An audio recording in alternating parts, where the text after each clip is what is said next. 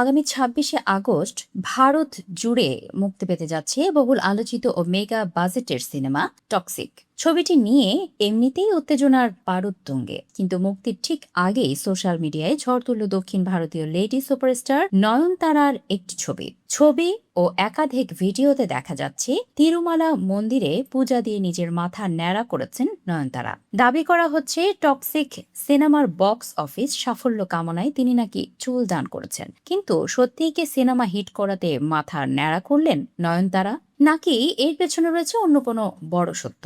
Viral হওয়া ছবিগুলোতে দেখা যায় নয়নতারা সাদা চুড়িদার ও সবুজ ওড়না পরে তিরুমালা মন্দিরে হাজির হয়েছেন। তবে সবাইকে অবাক করে দিয়ে তার মাথায় কোনো চুল নেই, তিনি পুরোপুরি ন্যাড়া।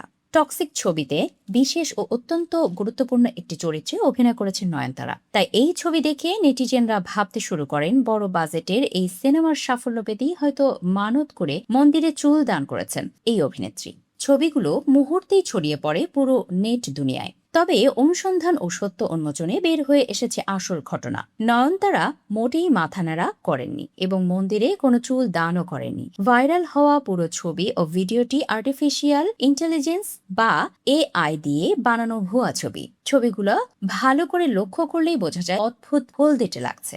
আসলে এই বছরে এপ্রিল মাসে স্বামী বিঘ্নেশ শিবানকে নিয়ে তিরুমালা দর্শনে গিয়েছিলেন নয়নতারা। সেই সময়কার পুরনো ছবি ও পোশাককে আধুনিক এআই প্রযুক্তির সাহায্যে এডিট করে ভুয়া দাবি ছড়িয়ে বিভ্রান্তি তৈরি করা হয়েছে।